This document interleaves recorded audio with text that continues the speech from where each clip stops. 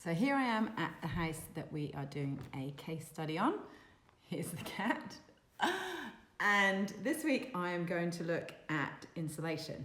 So come with me while I look at this model and we'll see the difference that more insulation would make to the energy efficiency of this house. Okay, so this is the existing plan of the house. And what you can see here in this hatch are concrete walls. So this is what the concrete is. It's basically a thermomass wall, which is made of two skins of concrete with a little bit of insulation in between. And then all these walls that are in black are 90mm framing with insulation in. Basically, if we increase the wall insulation and the surface cavity, so we increase the insulation in that concrete wall, instead of it being this little bit of EPS, which is a lower grade insulation, increase it to XPS and made it thicker. And then where we've got those 90mm walls, put in a really good insulating batt and an internal 45mm cavity.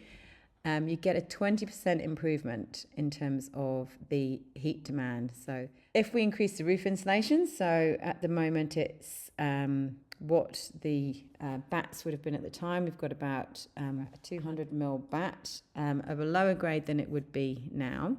So if we increase that to like an R8 insulation, which you can get now, it's about an 11% improvement to the overall heat demand, energy usage of this house.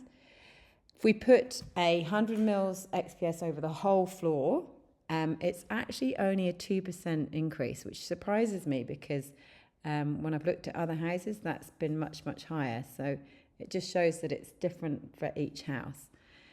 And then the big one is improved thermal bridges. So I talked about thermal bridges on a previous episode, and it's quite chunky. It's about 6 to 7% is thermal bridges. So you can see here these incremental things. You've got the wall, you've got the roof, the floor, and then the thermal bridges. It's a substantial amount. And I'll just show you what these thermal bridges were. So this here are the details. And this is the concrete panels that I'm talking about. And you can see you've got this insulation, but you've got concrete all the way around it. So this bit through here is a big thermal bridge. And then if you go to every single window, so look at these window details here. You've got the same thing. You've got this big bit of concrete that's basically, you've got this aluminium frame here, which is a thermal bridge in itself. And then you've got this big bit of concrete here, and you've got the insulation here, but all of this is just cold, cold, cold coming in. So I've looked at eliminating those, similar to what we do for our current detail when we detail a wall like this. And the difference is about 7%, which is quite substantial. So if we go back to this little graph here, and we added up all of those insulation improvements, you get just over 40% increased thermal performance of this building, which is great.